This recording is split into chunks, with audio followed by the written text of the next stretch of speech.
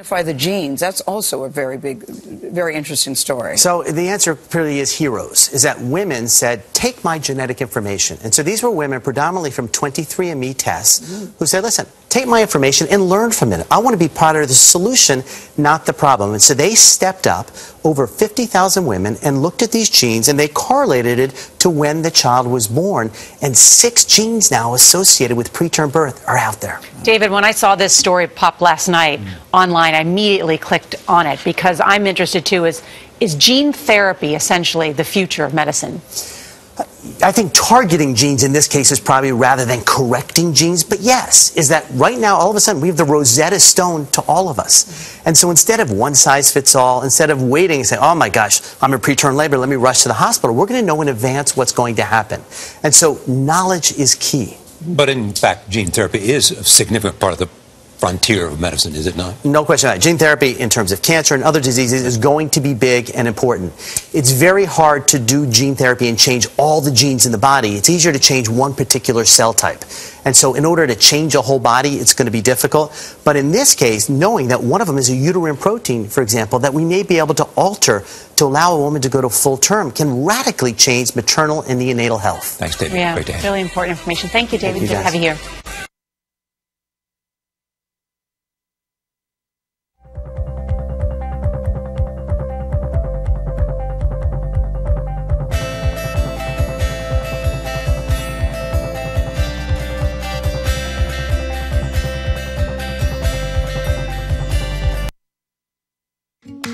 Here's to believing the end of the road is where the real fun begins. When you believe, you can go anywhere. Hurry in because the Jeep Celebration event only happens once a year. Saturdays used to be for college football. Now you drive 300 miles to watch this. Yes! Flag dancing? We've been there. And with free hot breakfast, we'll be there for you. Book at Hampton.com for a guaranteed discount. Hampton by Hilton.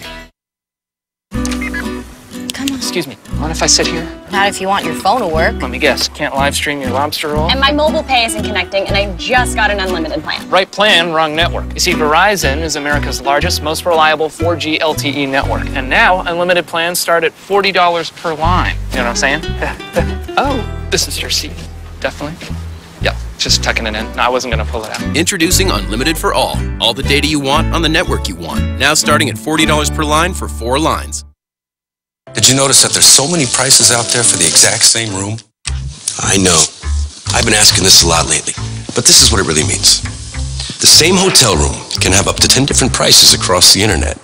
So even if you spend a lot of time looking around, chances are that it's still out there for a better price. So make one last check before you book. The Trivago check.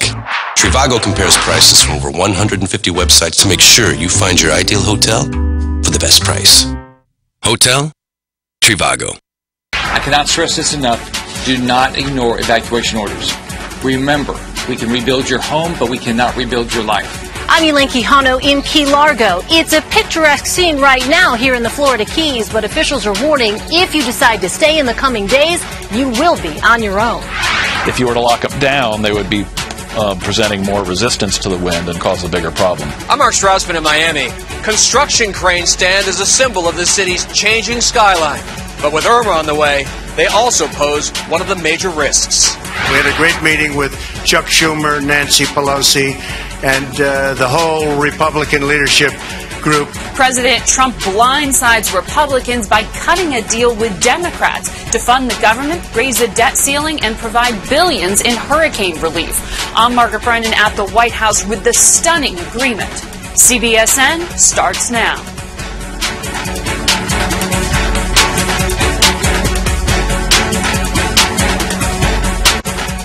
Hi everyone, I'm Vladimir G.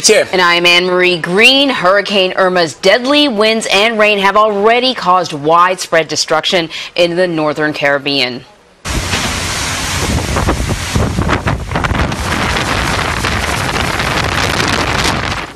Here's a view of Irma's damage on the resort island of St. Martin. The Category 5 storm has killed at least 10 people, dozens more are injured. Cameras on the International Space Station captured the powerful storm as it made landfall Wednesday morning. Tony DeCopel has more on the storm's destruction from Puerto Rico. About 900,000 Puerto Ricans are waking up this morning without power. Tens of thousands are waking up without running water, and I can show you why. This is one of many, many large trees down in the area. They are on top of buildings, they are on top of power lines, and if Puerto Ricans in this area wanted to get out this way, they could not. But think about this way. 10 trees down on this road alone, and that translates to difficulties for FEMA and other emergency responders. We heard yesterday that FEMA had about 200 personnel in place, including a special operations team for rescues. They had an incident base in place with hundreds of thousands of meals and water. The challenge today is going to be getting those supplies and getting the medical resources out to people on roads that are really trapped. It's also treacherous out here because the power lines in Puerto Rico, knocked down by the storm, are draped over other lines, and as we saw this morning on a tour of the surrounding area, some lines are still just blowing in the wind. An additional and final challenge here for Puerto Rico is how to rebuild at a time when they were already rebuilding economically. Nearly half the island lives in poverty. Before Irma, they were in a difficult position. 200 people per day head from Puerto Rico to the mainland United States. So with a Category 5 hurricane skirting the northern shore of this island, rebuilding is going to be tremendously difficult as they try to rebuild their economy and now hundreds of miles of coastline at the same time. Vlad, Anne-Marie. Tony DeCopo in Puerto Rico, thank you. Meanwhile, people in Miami are being told to leave low-lying areas or risk being stranded. Another concern in Miami Beach is the presence of these massive construction cranes. There are about 25 of them, and they will not be taken down before Irma reaches the coast. People living near these construction zones are being urged to get out or move to the interior of their buildings. Our Mark Strassman is in Miami with more on the precautions to protect the city's residents and its infrastructure. For emergency officials here, one of the major worries about Irma are these construction sites, and I want to show you why. It's these construction cranes. They're massive and heavy. Their counterbalances alone can weigh up to 30,000 pounds. You do not want to be near one of these if it starts to topple. When Hurricane Irma hits, cranes like these could start spinning like weather vanes. They're designed to do that, says Peter Daiga. He's president of Associated Builders and Contractors in South Florida. If you were to lock them down, they would be presenting more resistance to the wind and cause a bigger problem. The cranes can withstand winds of up to 145 miles per hour, but Irma's sustained winds have reached as high as 185 miles per hour. And there's a fear the cranes may topple over, as this one did in New York during Superstorm Sandy. High-rise residents who choose to ride out Irma are also being told to move to their building's interior because of the cranes, but also because of flying debris. After Hurricane Andrew in 1992, building codes required the use of hurricane-resistant windows. They remain intact after a single impact from a 2x4, traveling 50 feet per second. The problem is in a hurricane is that it's possible that the window gets hit over and over and over and over again. In Miami Beach, which on average is just 3 feet above sea level, storm surge is the big worry. 2 years ago, we visited this lab to see how a Category 5 hurricane sends giant walls of water inland. Miami Beach has 34 pump stations ready and another 30 on standby. They won't stop the storm surge, only dry the city out after Irma leaves. Mayor Philip Levine. We won't be able to rescue people. We won't be able to necessarily help people. We want them to know that now. You need to leave Miami Beach. Roughly 90,000 people live on the barrier island of Miami Beach, many of them elderly. Vlad and Anne-Marie, there are 4 causeways that lead on and off, and the hope for avoiding gridlock is that they can start the evacuations now rather than wait to the last minute. Mark Strassman, thank you. I hope it works. Well, the Florida Keys may be the first part of the continental U.S. to experience Hurricane Irma. A mandatory evacuation order began last night for all residents in the tropical islands. Tens of thousands of people have left already. But the evacuation has been and will continue to be a difficult task. U.S. Route 1 is the only highway out, and Arlene Keano is in Key Largo with the latest. How are you? 3 days before Hurricane Irma is forecasted to hit Florida. Nobody will be left here at the house that we have to worry about. No. Monroe County Sheriff Sergeant Scott Ward is making sure people in the Keys are getting out. Do you have any idea how many people are left? You have no way of knowing, right? No, ma'am. A mandatory evacuation order is in effect for visitors and the roughly 80,000 people who live here. Preparing our house isn't the bad part. It's getting on the road and not knowing what we're going to run into. A caravan of cars and trucks lined the only highway out of town on Wednesday. Gas stations along a 120-mile stretch of Route 1 quickly ran out of gas. I guess I'll be stranded, something, taking an Uber, a long, expensive ride on Uber. On the water, crews are hauling boats into storage. But not Thomas Wilson. He's ridden out 4 hurricanes on his boat. Irma will be his 5th if he decides to stay. How worried are you about this storm? I'm worried about it too. This one could be a killer. And Elaine Keano joins us now from Key Largo. Clearly, from what I can see, this is the calm before the storm, Elaine. The storm is expected to hit in a few days. People have been told to evacuate. Do officials believe that they'll have enough time to get a full evacuation? You know, that's a good question, Anne-Marie. There was already an initial wave of folks. You've seen that video of cars all along Overseas Highway, also known as Route 1, which is the only way in and out of the Keys. But then there's been a lull, and we've found some folks here at the marina, the Pilot House Marina in Key Largo, who say, we're going to try and ride it out as of now. We'll see whether or not they decide to remain by the time Saturday's forecasts come in. But as of this moment, we still found a handful of folks who say they've been through hurricanes before. They plan on staying as late as possible. They'll make that decision on Saturday. They haven't been through a hurricane like this before. I mean, it's being compared to Andrew, right. and in fact, many have said it's worse than Andrew. Like you mentioned, there's only one way in and out of the Keys. We're talking about a series of bridges. If one portion of a bridge goes down, that's it. They're stuck. So how are officials handling this situation right now? So basically what they've been doing is they've been letting folks know that this is under a mandatory evacuation order, this area where we are right here. We had a chance to do a ride-along with Sergeant Ward with the Monroe County Sheriff's Office, and he was saying they're not to the point quite yet where they're going to knock door to door and go around and talk to folks that way, but as we get closer to the weekend, that is something they most certainly will do. Right now, a lot of their calls that they're attending that they're responding to are basically welfare checks where you have family members calling the sheriff's office saying, my loved one will not evacuate. And I am very concerned about him or her because there are elderly people there. There are young children in that home right now. Could you please check? So Sergeant Ward said that's sort of the bulk of the calls that they're getting right now, making sure that people, if they can, if they're able to right now, are making those preparations to get out. Because as you said, those bridges, once that storm comes and the heavy rains engulf this area, those bridges will not be passable. Yeah, and we're seeing some video of people putting up sort of stuff over their windows and so on. Of those people who say they're going to stick around, how are they prepping for this? So they are watching the forecast. They are putting up their plywood. They are putting up the sheets of metal that you've seen in preparation for this storm.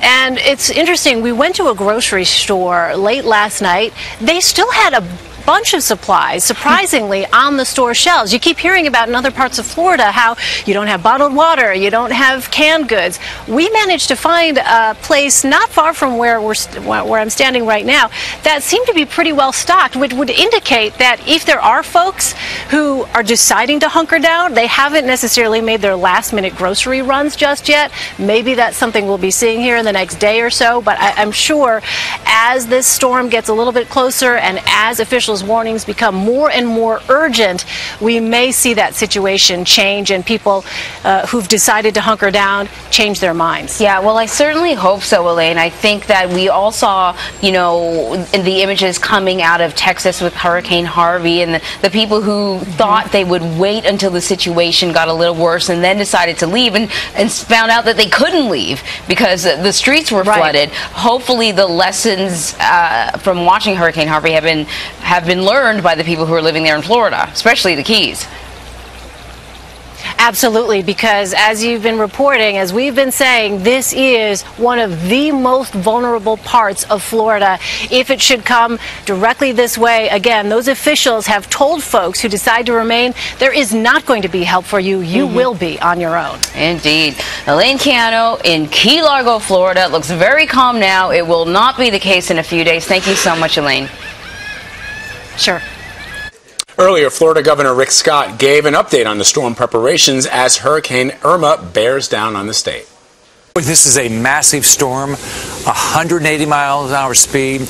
We're worried about storm surge. I'm doing my best to make sure everybody has fuel. I talked to the White House yesterday, talked to Secretary Rick Perry, Department of Energy. We're doing everything we can to get gas into these stations so people can evacuate. Governor, I know you just received a briefing this morning. What's the latest on this storm and where it's headed? Well, as you just heard, it's a cone. We don't know if it's going to hit the West Coast or the East Coast. So everybody's got to get ready. We do know that it's going to be massive wind. We do know there's going to be rain. But my biggest concern is people don't understand the amount of potential storm surge. This can cover homes. And we just haven't seen this. We didn't see this in Andrew, and we haven't seen this. So I think people have to really understand you've got to listen to your local officials. This storm surge can kill you. What can you do to make sure that those concerns people are being responsive and therefore evacuating? What more can the government do? We're doing that. Sure. What we're doing is I traveled the state. I was down in the Keys yesterday, the Miami, then down in the Naples area. I'll be traveling today around the state to get the message out. I'll be we do calls with all the emergency management teams around the state. But I've been telling everybody, you've got to listen to your locals. If they say evacuate, get out then. Don't wait because our highways are going to get busy. We're already seeing more traffic coming through, all the way up through 75 and 95. So get ready, be prepared, have a plan, and get out when they say to get out. All right, now let's get a closer look at Irma's path. The storm is currently passing by the Dominican Republic and heading for southern Florida. Let's bring in Chief Weathercaster of our New York station, WCBS. That is Lonnie Quinn. He has been tracking the storm all week. So where is it headed? Okay, we feel very confident of where it's going over the next couple of days. It's going to continue to move to the west-northwest. Okay, you guys just had a big, broad satellite picture. If you guys in the control room can hear me, if you could put that up, because I want to point to the steering mechanism that's out there, because just off, that's perfect, okay? You see that line of clouds, like around, say, the panhandle of Florida, stretching towards Mexico, then up into, our area here around New York? Okay, that front, we are certain it's going to start to deflect Irma to the north in some fashion. But we do not know. Let's be real clear about this. We know it's going to have an effect. We don't know when that effect is going to take place, and we don't know how abrupt it's going to be. You've seen some models, and I know you guys have probably been watching the track as well, where it takes almost a hard 90-degree turn to the north. Well, that's the effect of that front stopping it, giving you a little bit of a nudge, and then the jet stream picking it up. But we cannot be certain if that's going to take, okay, here's the most recent track from the National Hurricane Center, and they're picking up on a hard turn to the north, somewhere around Cuba. But is it going to be central Cuba? Is it western Cuba? The shaded area, which right now includes basically the entire state of Florida, is at play here. This could still go to the west coast of Florida.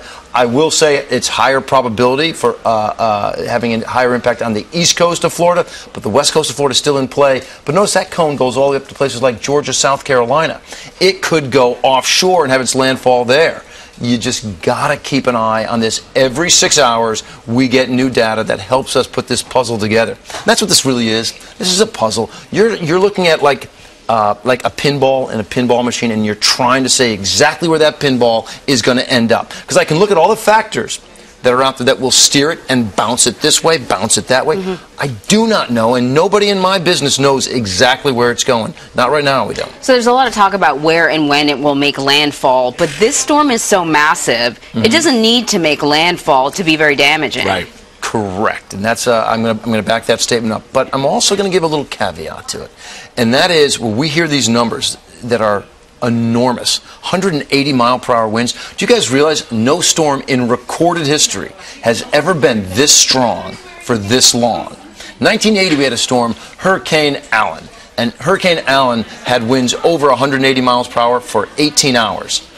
We have had winds over 180 miles per hour for over 40 hours. Wow. This it didn't just beat the old record, it decimated Why isn't this another category of storm? Well, you know, if there was another category, because the categories bump up about every 20 to 25 mile per hour as far as wind speed. So if there was another category, it would start at about 181, and this would technically be, this is hypothetical, gang, it'd be a Cat 6 if there was a Cat 6. There's not. It's you know, you basically get to 155 and you go above that.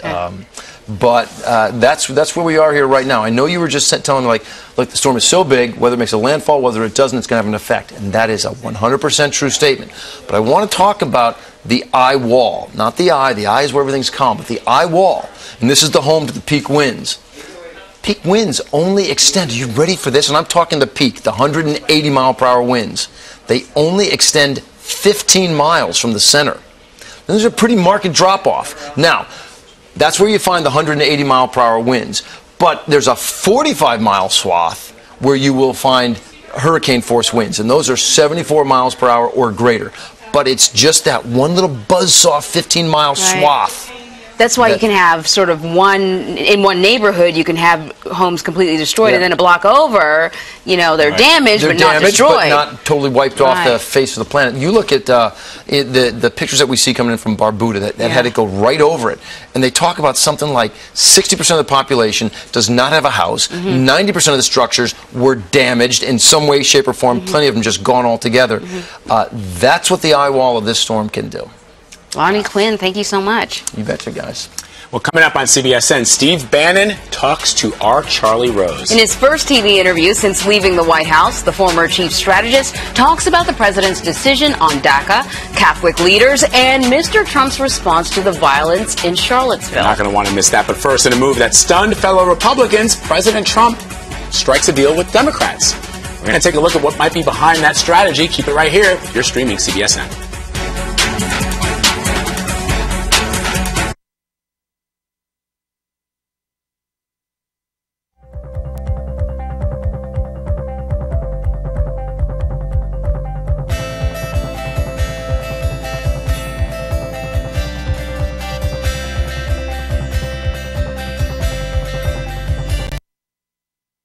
Time for the biggest sale of the year with the new Sleep Number 360 Smart Bed. It senses and automatically adjusts on both sides. The new 360 Smart Bed is part of our biggest sale of the year where all beds are on sale. And right now, the Sleep Number Queen C2 mattress now only $6.99. Ends Sunday.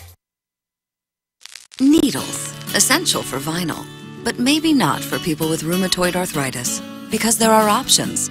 Like an unjection, Xeljanz XR, a once-daily pill for adults with moderate to severe RA for whom methotrexate did not work well. Xeljanz XR can reduce pain, swelling, and further joint damage even without methotrexate. Xeljanz XR can lower your ability to fight infections, including tuberculosis. Serious, sometimes fatal infections, lymphoma, and other cancers have happened. Don't start Xeljanz XR if you have an infection. Tears in the stomach or intestines, low blood cell counts, and higher liver tests and cholesterol levels have happened. Your doctor should perform blood tests before you start and while taking Xeljanz XR and monitor certain liver tests. Tell your doctor if you are in a region where fungal infections are common and if you have had TB, hepatitis B or C, or are prone to infections. Needles, a must for vinyl. But for you, one pill a day may provide symptom relief. Ask your doctor about Xeljanz XR, an unjection.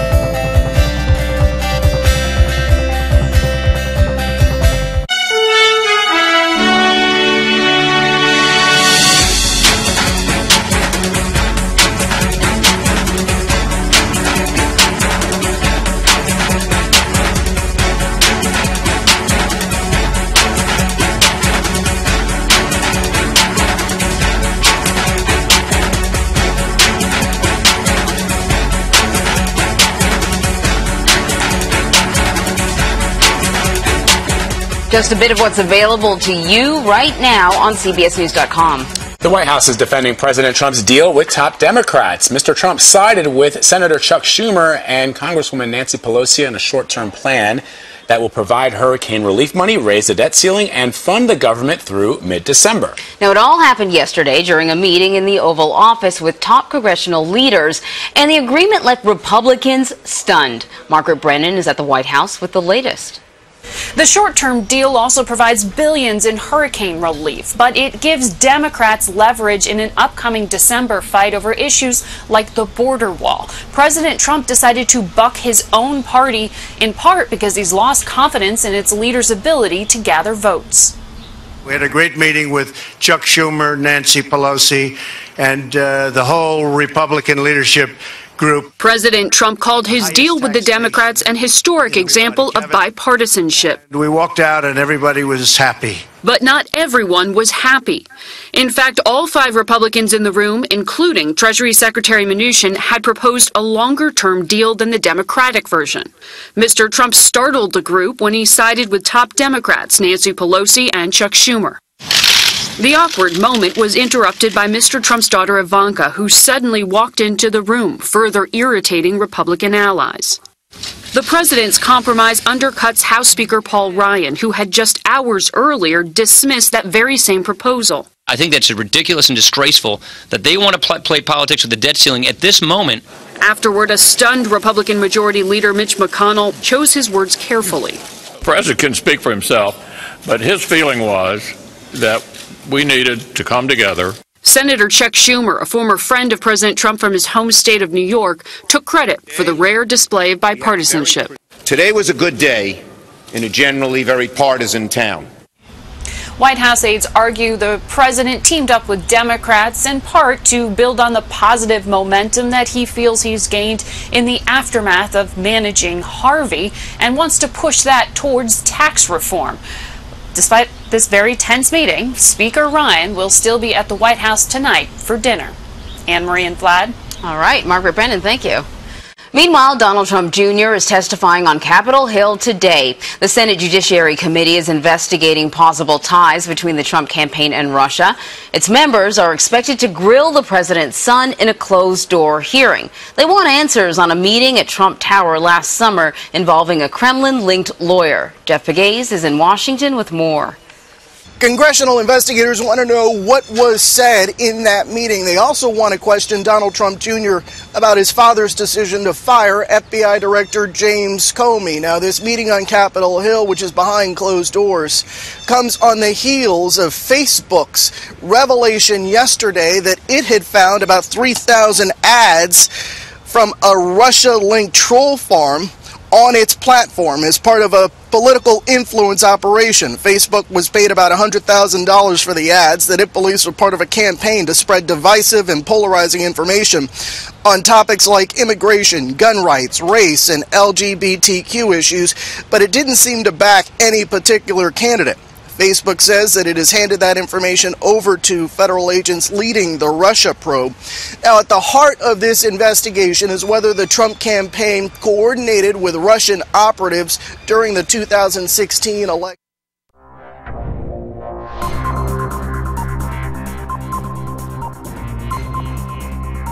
Good morning, Brookside. I'm Alana.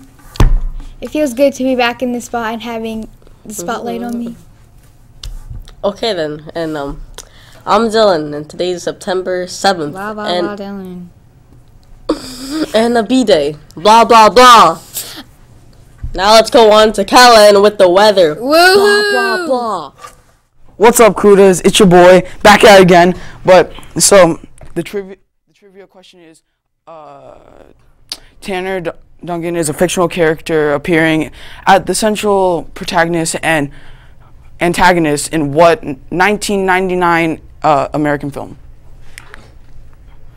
For the lunch is barbecue roasted chicken with rolled chicken sandwich, oriental chicken salad, spiral fries, green beans, grape tomatoes with dip, garden salad, pears, banana and apple juice. Today's weather is a high of 91, a low of 75, and a 50% chance of rain. Friday is a high of 91, a low of 76, and a 90% chance of rain. And Saturday will be a high of 89, a low of 76, and an 80% chance of rain. And the trivia answer is Fight Club. Wait, before we go on to the anchors, you should go follow me at Kellen_Rec on Instagram.com. So, bye, Goudas. Well, let's go into your story. Okay, so my story is much better than yours, right? Okay, so, but even though we haven't talked about it, so my story is about Hurricane Irma. Like, overnight, oh, that voice cracked. Irma has strengthened to a Category 5. We believe that it's most likely going to hit Florida. Florida residents are already preparing instead of just waiting for the hurricane to come. Governor Rick Scott declared a state of emergency, and some people are heading out of town just for the hurricane. Irma was currently Tuesday morning in the Atlantic, about 270 miles east of Antigua and Barbuda, heading west with maximum sustained winds of 170 miles per hour, well above the 157 miles per hour threshold for a Category 5 hurricane. The Hurricane Center said, Irma is the second most powerful hurricane recorded in the Atlantic Ocean. Good story. Now for mine. Blah, blah, blah. So we all know Chick-fil-A is like the best in the world, and everyone loves it so much. And now it not only saves your appetite, but it also saved a person trapped in the Hurricane Harvey, which is the hurricane in Texas. Go to the video. I called Chick-fil-A. Now that sounds kind of funny, but I ordered 2 grilled chicken burritos with extra egg and a boat. That's J.C. Spencer. He told ABC, yeah, he called Chick-fil-A. He didn't know what else to do when their home was flooding. He asked for the breakfast, but for help. And he got a jet ski rescue out of the flooding. Who helped with that is the person on the line. Jeffrey Urban is the Chick-fil-A manager who answered J.C.'s call that day. So why were you even at your work, Chick-fil-A, that day when it had flooded? Yeah, so we had lots of flooding in the area, and I was the only one. Well, that was a great story. I know. Our announcements are way better than that. Whatever, Chick-fil-A is way better than your story, but whatever, go and hate, I guess. I always hate. Alright, announcements. Drama Club will meet every Wednesday from 4:30 to 6, so make sure your parent can pick you up around 6 p.m. The sign-up sheet was put up 2 days ago, and there is very limited space, so sign up while you can. The sign-up sheet was put up 2 days ago, and member Drama Club starts on Wednesday, September 13th. Picture Day will take place on September 19th. Also, extracurricular activities will be canceled on Friday after school due to the hurricane. So, you want to hear a joke? Depends if it's funny. It's always funny. My jokes are always funny. Not cringy. Okay. Are you ready? Yeah. Alright. What do you call a can of soup that eats other cans of soups? She's not ready for this. I don't know. A cannibal. Cannibal. Get it? Get this can up and this can. That's very interesting. Oh god. Okay, now let's. Okay, bye, Kudos. Just. Hey, do you have another joke?